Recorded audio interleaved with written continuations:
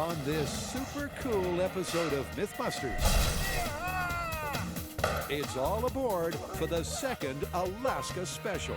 We've got to keep her afloat! As Master Savage and Commander Heinemann shiver their timbers. How did a boat made out of ice? In a world-first attempt to build a mythical boat out of nothing but sawdust and ice. Meanwhile, Carrie, Grant, and Tori are on a northern exposure collision course. I'm trained CPR, don't worry. Wrestling with the myth of a snowplow smash that split a car completely in two.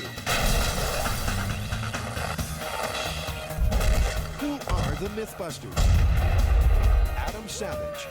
Oh, hey, ow! And Jamie Heinemann. Are we going to try and shoot him in the head? Between them, more than 30 years of special effects experience. That's pretty. Joining them, Tori Belleci, Grant Imahara, That was crazy. and Carrie Byron. This is gonna be a whole lot of fun, huh? They don't just tell the myths, they put them to the test.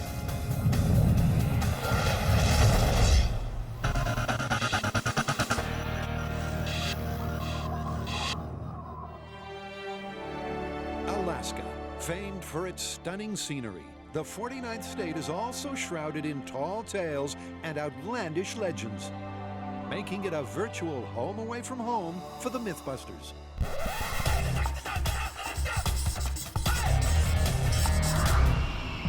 I know it's not a beret, but you gotta put this on. What do we got? Cold weather myths? We do. It's time to do another Alaska special. You got any ideas? Well, as a matter of fact, there is one thing that I'm kind of curious about. It's a material called pykrete that a guy named Pike invented around World War II. And this was made of frozen wood pulp and water, and supposedly it made a mix that was harder than concrete when it froze. And they were going to build an aircraft carrier out of it, but they never got around to it because the war ended. So as far as we know, no one's ever tried to build a boat out of this stuff. That's correct. Until us. Yeah.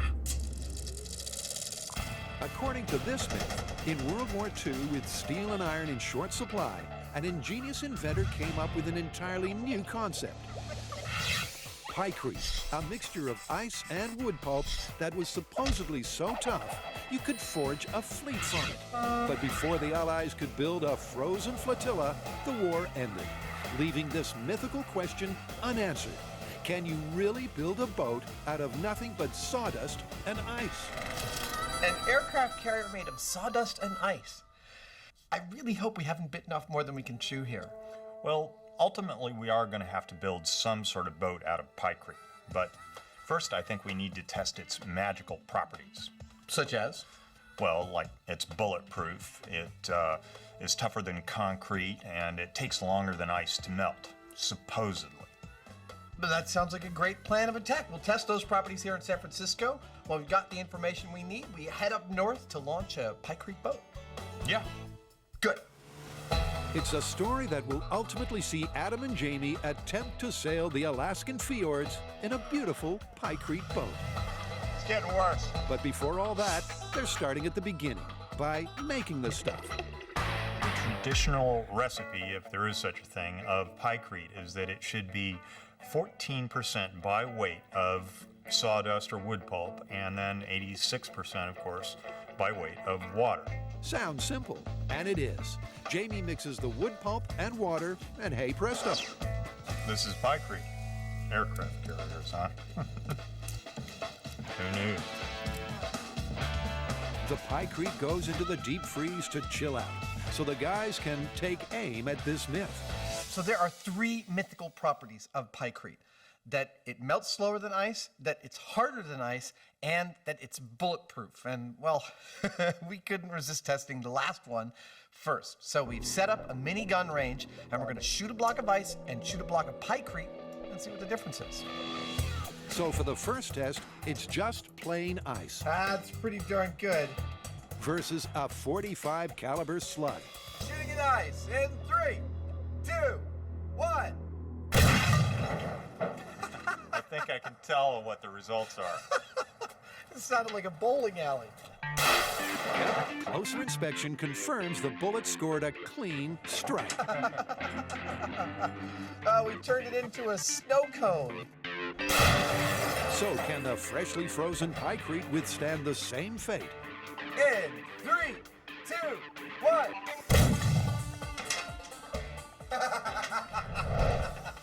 There you go. That's bulletproof. You weren't lying. It's tough stuff. It certainly is. Instead of shattering like the ice, the bullet ricocheted off the pykrete, taking only a shallow crater with it. We don't only bust myths. Sometimes we confirm stuff. We were told that pykrete is bulletproof, and it's definitively bulletproof. Well, it may be bulletproof, but the pykrete isn't out of the woods yet. Now, pykrete is pretty cool stuff. It's supposed to have some very specific mechanical properties, and we're going to start out by testing those in scale here in the shop. Specifically, its thermal conductivity, how slow it melts, and its mechanical properties. We're going to run it through some paces to see how viable a material it is, how tough it is, and how useful it might be for our uses. Next up is the mechanical strength test, and it's nothing if not straightforward. I'm going to go out on a limb here and say that you want to put these 5-pound weights on one at a time until it breaks. It's like I'm a freaking mind reader. And first, they need to break the ice. 10 pounds, 20 pounds. 40 pounds. 41 pounds. You 40 pounds, 1 ounce. That was the straw that broke the camel's back. At 40 pounds, the ice shattered. So how will the pykrete compare? Pykrete, 5-pound weight. There you go. Well, cue fast forward, because it's tougher than it looks. 190. Anybody go for 200? Do I hear 200? 200. This now weighs more than either you or me. And when the tally reaches 300 pounds, they run out of lead. So Jamie adopts a more direct approach. This is killing me. Well, there you go. I There's your love problem. this stuff. And Adam has every reason to. The pykrete is nearly 8 times the breaking strength of the ice. Hell's bells, Margaret. I am impressed with pykrete. I would not have bet that it could withstand all the lead we had in the shop. I'm starting to think that we could have some fun with this technology. Next, Carrie, Grant, and Tori plow on. The last time we did the Alaska special, we got a lot of fans from Alaska writing in saying we missed a classic myth. Tell me more. The myth is that a couple are driving down a road on a dark, snowy night. The visibility is horrible. They swerve out of control, crash head-on into a parked snowplow on the side of the road. But this is no ordinary crash. Instead of just crumpling into a wreck, the car splits all the way down the middle, from the front to the rear, in a perfect bifurcation. And both walk away from the crash. Are you serious? Yep. Wow. It's a crazy crash concept that's Snow Joe. A car plows into a plow and is split right down the middle. But could a snowplow really bifurcate a car? It's a myth that's full of problems, starting with this one. Well, for this myth, we need to do some pinpoint accurate crash tests using cars smashing into snowplows. But there are no crash test facilities that we can use in Alaska. All right, so how are we going to test this one? Well, our researchers have come up with an amazing location. It's beautiful, it's snowy, it's in Wisconsin. Well, ultimately, this is a great Alaskan myth, but if we have to go to Wisconsin to test it, then so be it. All right, well, if that's the case, I think the first thing we need to do when we get there is look at some snowplow. So, I mean, let's face it, we're from California. What do we know about snowplows? In an odd start for the Alaska special, the team head to Wisconsin instead. Oh, there it is. Snowplow Nirvana. Now, it isn't Alaska, but with plows aplenty, Burke's Trucks is the perfect place to start. We may not have crab fishermen walking around here, can't see Rush from our back porch, and there's no moose freely walking the streets. But what we do have here is a lot of snow and snow plows, and that's our first step. We got to get us one of those. And that's a process bringing back bad memories for Grant. So last time we used the snowplow, it was a cursed item. There was a curse of the snowplow. This time, I fell down immediately after getting out of the car. Ow. This does not bode well. Snowplow of Death was a myth cursed from beginning to end. But that's not what's bothering Tori. I'm not so concerned about the curse as I am about these plows. For this to be even remotely possible to get one of these cars to split, we're gonna need a wedge-shaped plow. Tori's got a point. These flat scoops are miles off the myth. But after hunting high and low... Turn it on! Just turn it off, turn it off. Nothing. the team strikes gold. Now that is the plow we're looking for. Dude, if anything is gonna split that car, it's gotta be this. Okay, so this is what I'm talking about. This is perfect for our myth. And what makes it perfect for our myth is the geometry of the blade. Not only does it have this sharp axe edge, but it's got this really thin blade right in front, which is just like presenting a knife edge to a car. And that's exactly what we need to split our car right down the middle. And there's more behind this plow than just the blade. The great thing about this is not only do we have this magnificent blade, but we have this huge weight of a truck behind it, which means the car is going to be hitting a completely immovable force, basically hitting a giant immobile axe. Immobile axe is right. So it looks like this snowplow is perfect for our myth, but there's one little thing. It doesn't run, so we're gonna have to get it towed out to the test site. Well, that sucks. I mean, we come all the way out here and we don't get to drive one? How'd you feel if we took one for a spin? Yep, because this myth just wouldn't be complete without a gratuitous snowplow monster montage. Grant, this is Tori. What in the heck are you doing back there?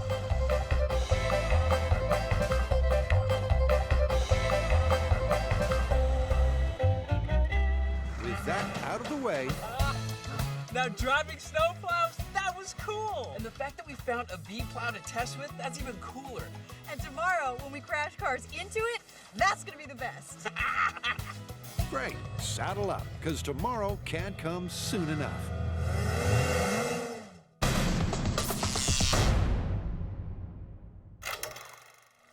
During World War II, the engineer Jeffrey Pike imagined a flotilla of iceberg-like ships made only from pykrete.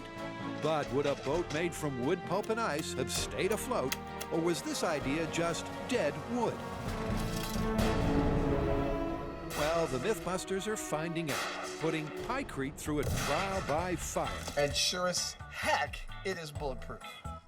And so far, it's living up to the claims. But Jamie sees some room for improvement. The reason the pykrete is strong is because of the overlapping fibers of these wood chips. Now, the reason that it actually breaks under shock is that the fibers are not terribly long, and so they can break apart relatively quickly. So what other kind of cellulose products do we have that maybe would be superior? And there's your answer. Newspaper. Lots of newspaper. In phone book friction, the MythBusters found out just how much force two interleaved phone books could withstand. This is like a sickness. And it's that layered strength that Jamie is hoping to capitalize on with his own new brand of pykrete. What if we saturate something like that with water and freeze it? We might have something, say, like plywood instead of particle board, and plywood's stronger. The newspaper is more or less the same old wood pulp, just different form. So, how will it compare? Okay, the last few pounds. Just like the classic pykrete, the super pykrete supports 300 pounds of lead. But even after a beating, it doesn't crack under pressure. Here, wait a second. Dude, I'm gonna go out on a limb and say I like this material. Okay. I mean, I'm literally out on a limb. Yeah, I got it. So my super pykrete actually is in fact super pykrete. It's stronger, it's tougher, it's more resilient, and it's almost like break-proof as far as our testing is concerned. But before they set sail, there's arguably the most vital question. Will it melt? And for that, Jamie whips up these. Perfect. Like an ice cube tray on steroids, these molds will ensure that the boys end up with 3 identical small-scale boats for testing. We got our newspaper one, we have our pykrete mix, and we have plain water that'll turn to plain ice.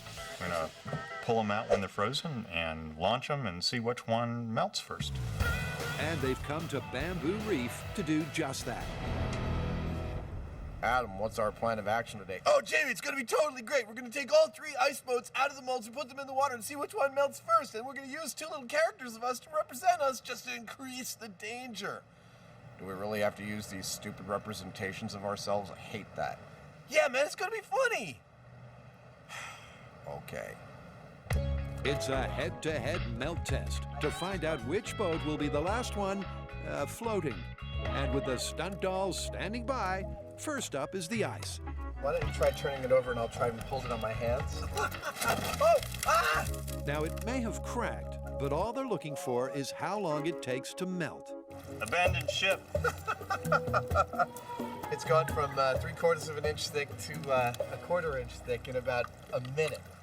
With the ice disappearing fast, it's over to the pykrete and super pykrete boats to test the waters. I'm gonna put a passenger in here. Here we go. Oh, look at me! I'm in a boat made out of ice. Well, right off the bat, we can see it's better than ice. Oh, look at me. My boat's perfect. My boat's lasting a long time. I love wet newspaper. Notice that even in scale, little Jimmy Heineman looks smug. There's plenty to be smug about. 5 minutes in and the super pykrete is still going strong in the warm water. But Adam's ship is sinking. You can see right through the side of the boat here.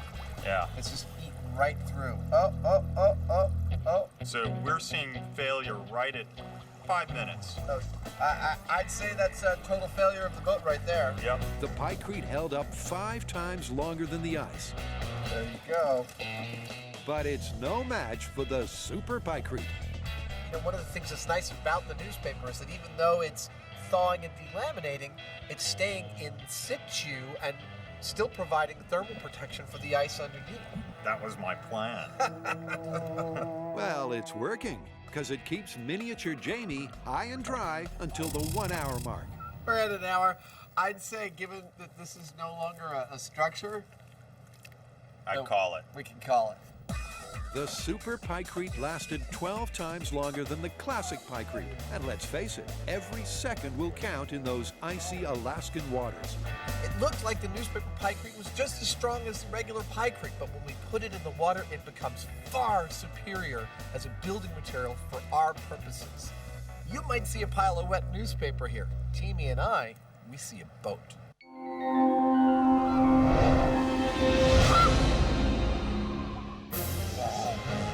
It's Plow Wars, as the team takes on a snowplow collision for the Alaska Special.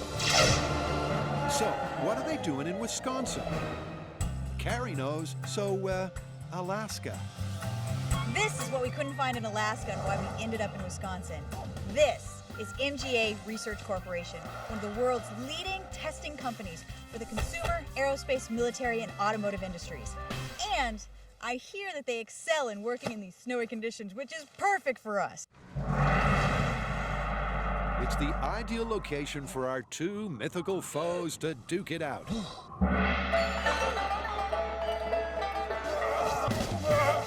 No, not you two. The snowplow versus the car. But what is it that makes MGA so perfect? Now, normally when we do a crash experiment, we would use a pulley system, and we would have our tow vehicle right here going at a 90-degree angle away from the crash site. But not this time. That's just not good enough for us. And that's because for this experiment, we need pinpoint accuracy. We need the dead center of the car to hit the pinnacle point of the blade of the snowplow. And for that, we need something far more reliable, which starts 900 feet that way.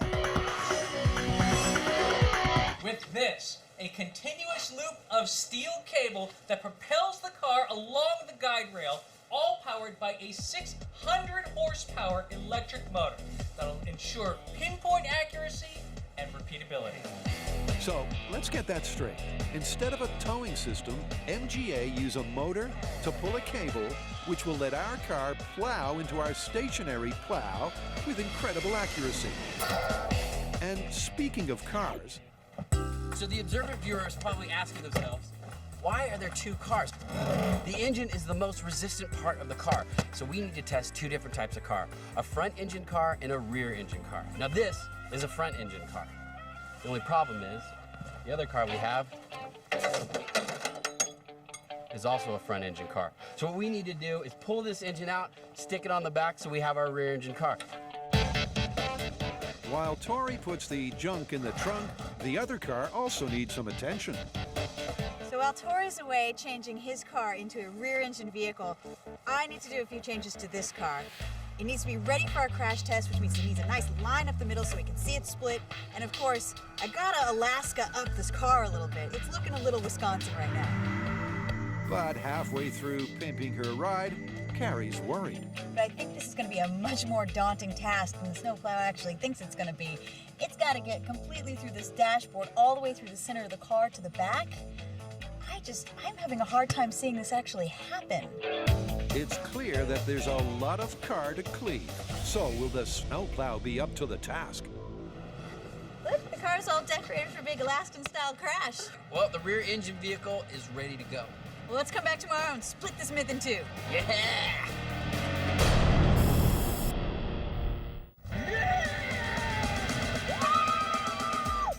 Carrie, Tori, and Grant are about to crash and burn in the snow. I want to ride that one. They're testing the myth of a snowplow smash that split a car completely in two. So here's where we're at with the myth that a giant snowplow cut a car in two. Over here, we have the mother of all snowplows with a giant wedge-shaped sharp blade. And 600 feet that way, we have two cars. We're gonna start with the front engine because it's more common. And the first thing we have to do is hook it up to the rail. And that isn't your average hookup. What they're doing right now is they're chaining the car to the skate. Now, the skate is a device that hooks onto the track and ensures that the car goes straight the whole distance. And at the very end, there is a high-tech quick release. There's no blue rope here. Now, this will ensure that we hit our snowplow dead center. And with a few final tweaks, we're good to go. Except for one last thing. Passengers. So Buster, having a little bit of a problem with airport security, called ahead to get us some local talent. I don't know if these guys are really up to the task. Now, I know what you're thinking.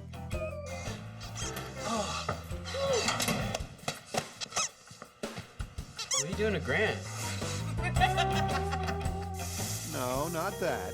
You're thinking, how are inflatable people going to provide any sort of data? Now, these guys are clearly not crash test dummies or human analogs of any sort. But the myth says that both the passenger and the driver made it out of the crash completely unharmed. Now, if either of one of these gets the slightest nick, they'll totally deflate. And with the dummies sitting pretty, here's how the test is going to go down. This cable will pull that front engine car up to 55 miles an hour, and 10 feet before the plow will release the car and it'll go smashing into the blade. And if that all works out, what we're looking for are two things. Number one, does the car split on the snowplow blade cleanly all the way down? And number two, are inflatable people still inflated? Well, Tori, for one, has his doubts.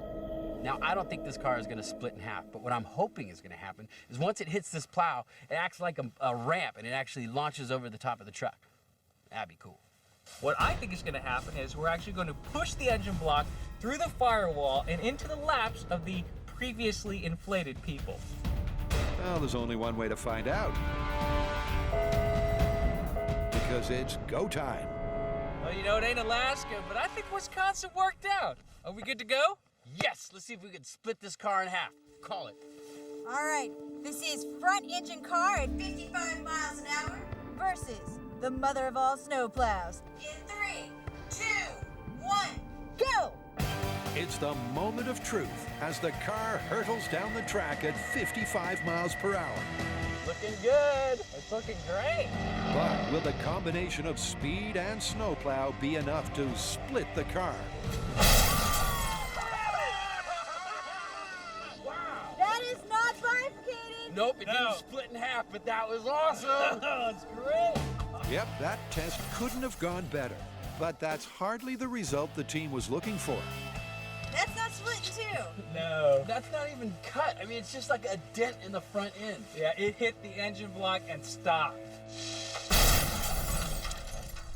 So as cool as this crash was, we're watching it real time, so it only lasts a split second. But luckily for the viewers, we have high-speed cameras, and not just one, but 4 for their viewing pleasure.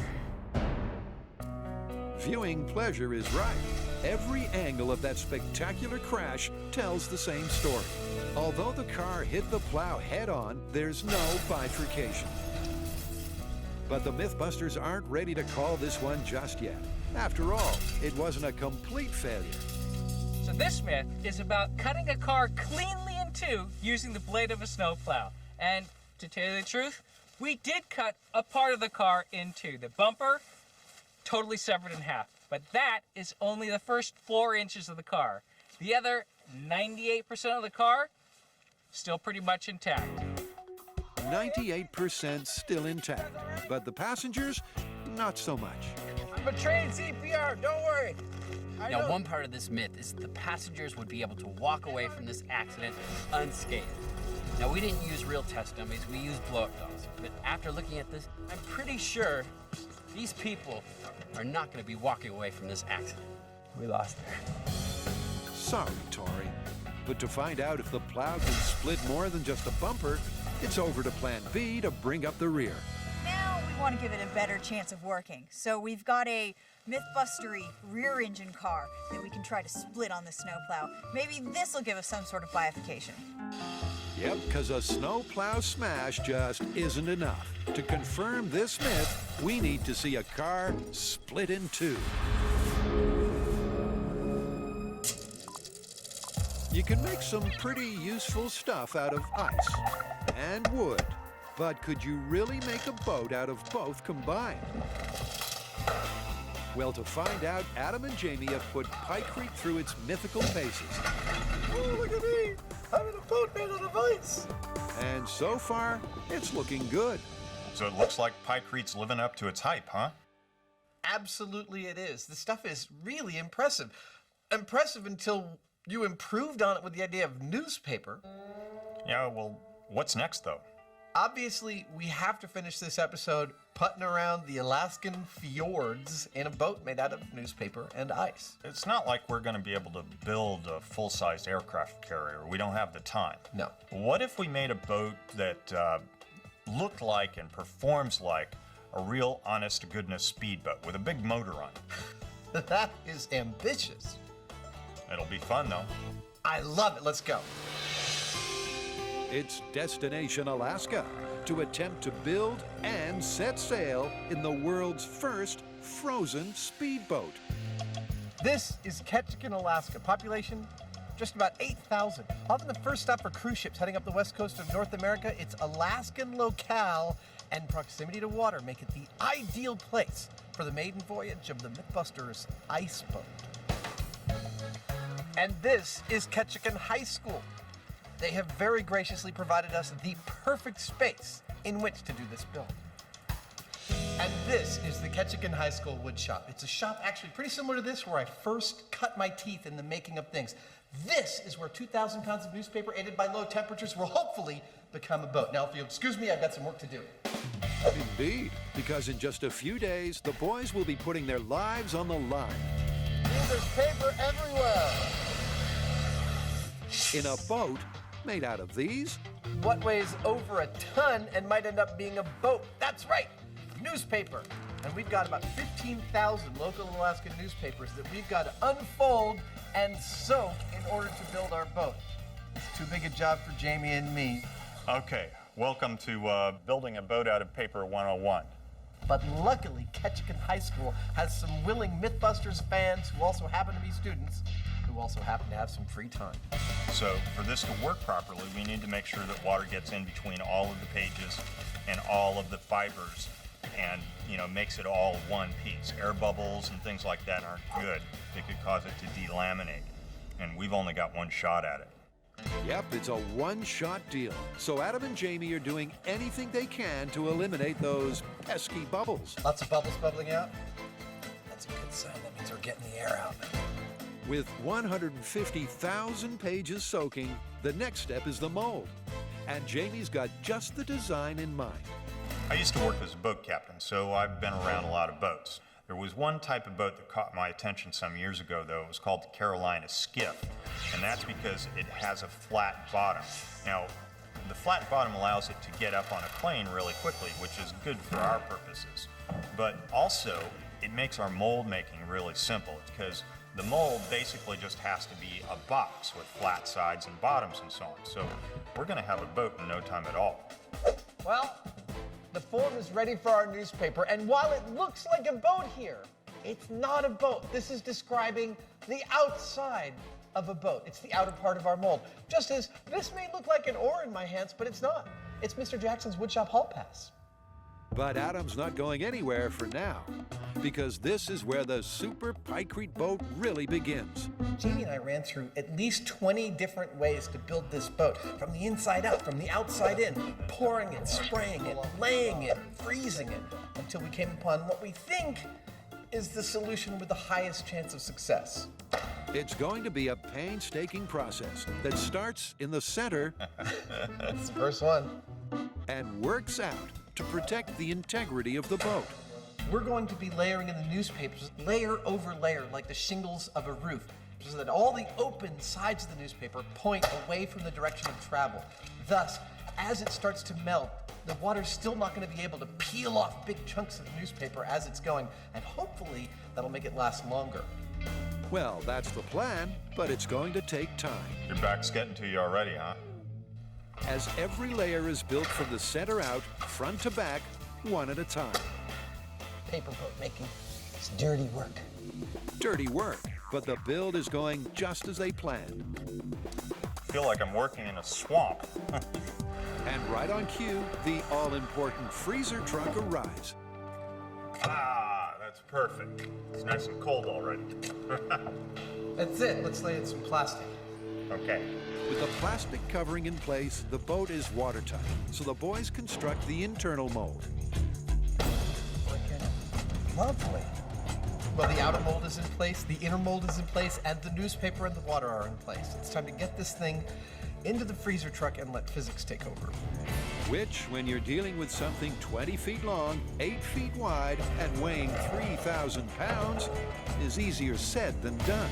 Yeah, that's why I All got hands on deck. I got the little forklift out here. Oh, to pull okay. it. And despite weather that would freeze the balls off a pool table, they get the boat onto the ice truck, and the freezing can begin. Extra, read all about it.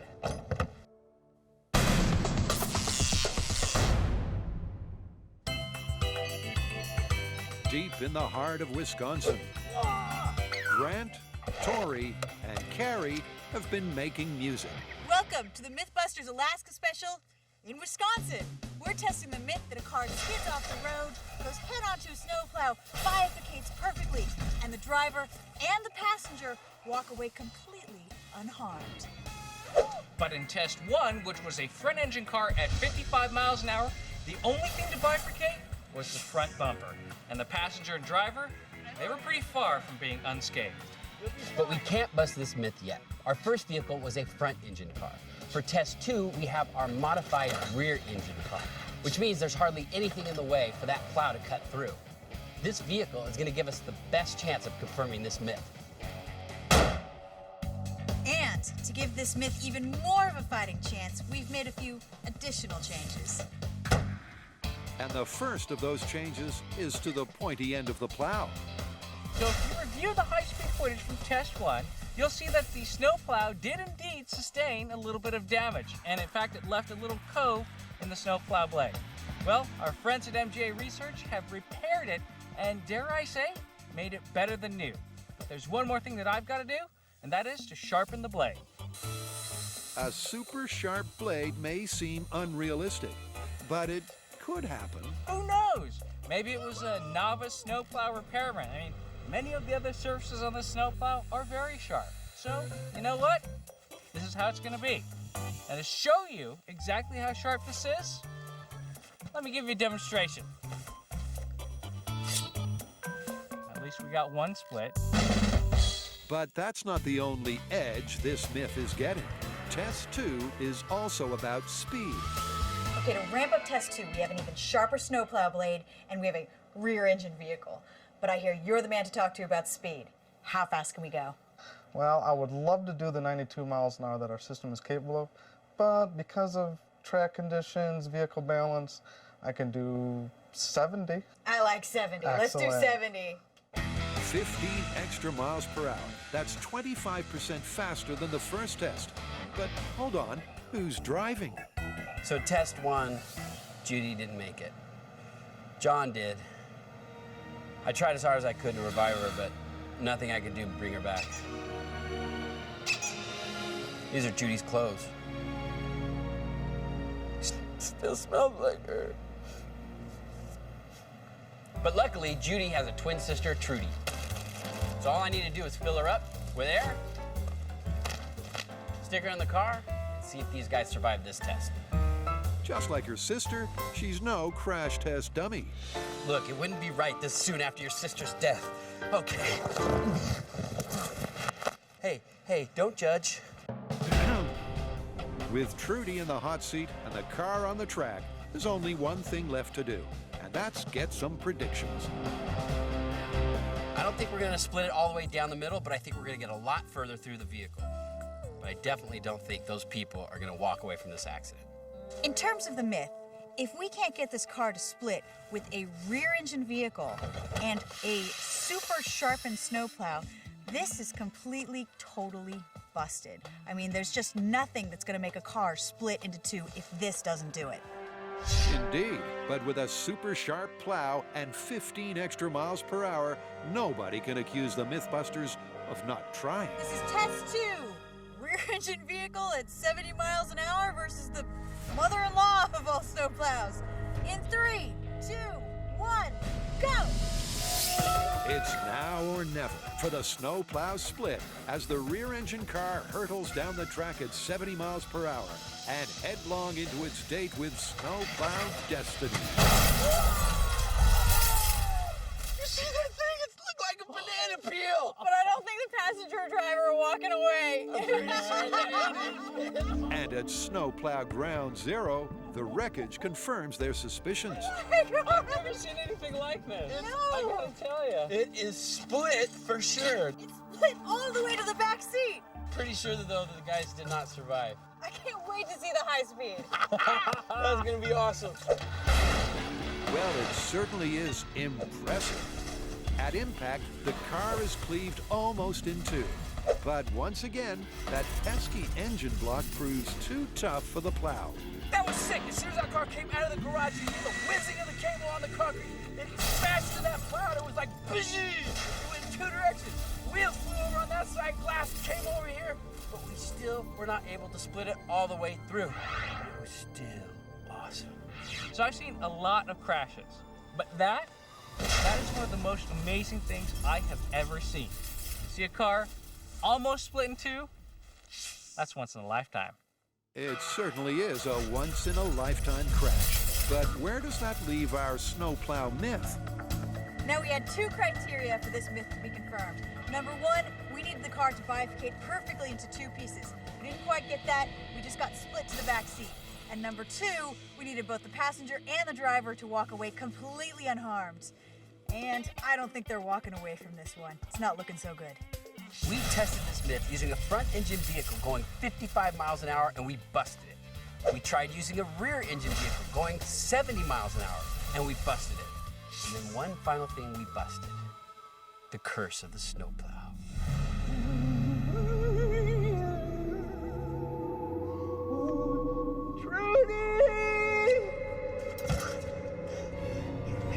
Well, the curse of the snowplow may be lifted, but there's always a price. After sustaining some serious internal injuries, it's too late for Trudy.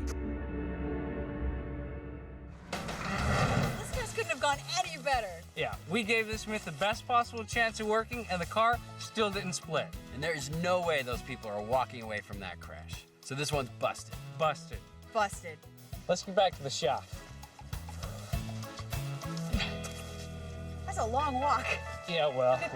Are sure we're going the right way?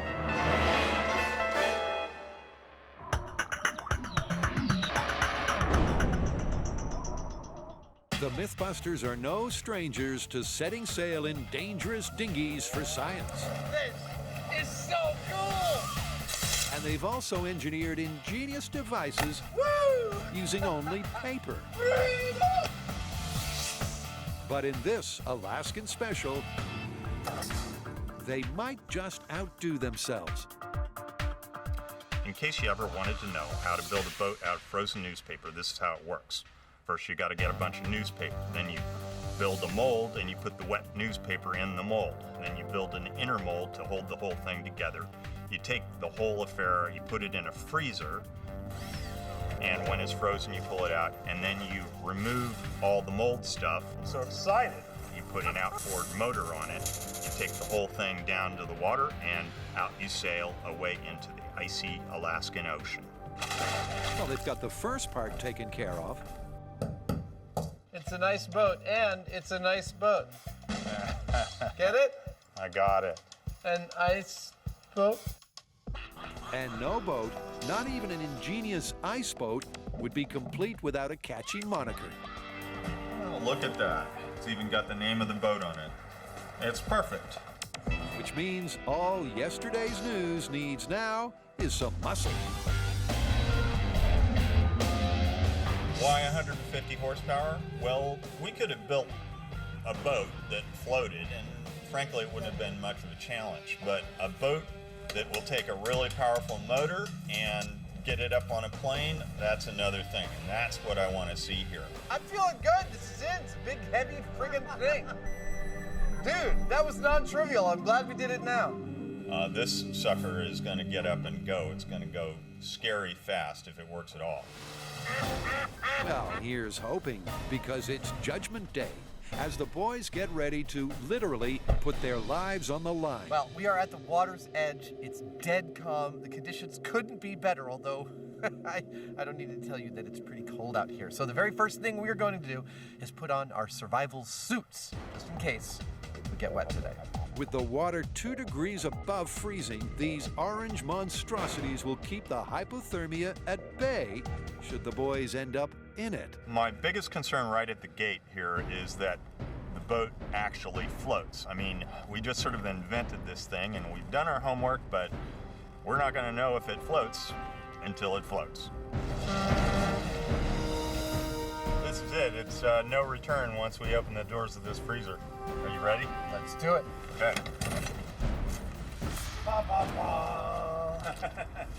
It's a tense process as the boys unpack their precious cargo for its first and possibly final voyage. That's beautiful. That's the first time we've seen the outside of the mold. I know. At the water's edge, there's time for a few adjustments, That's it. I don't want to catch your stash. You're good. Okay. leaving Master Savage and Commander Heinemann ready to cast off. Remember, the myth that launched it all was of a World War II era boat made only of ice and wood pulp. The MythBusters pushed the boat out and confirmed those mythical pykrete claims, and then added their own news twist to give this myth the best shot at success. But now, thousands of man-hours later, unbelievably, they're setting sail in a boat that is only frozen newspaper and an engine. Okay, you and I are pushing. Ready? Yeah. Here we go. Ah! Look at that! Come on, baby. Well, first impressions are good. Do you realize what this is? The maiden voyage of yesterday's news. Ice and newspaper. Let's go.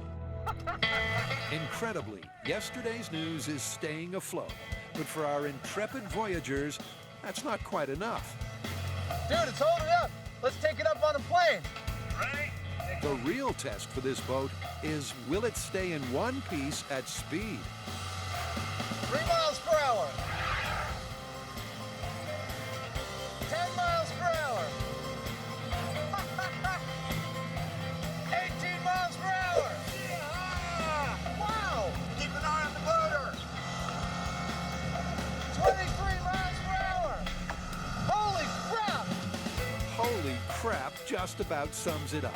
Remarkably, even at a click of 23 miles per hour, the frozen newspaper boat is holding fast. Love this boat! Here, check it out! You knew I was gonna do this, right? I'm king of the world! Whoa.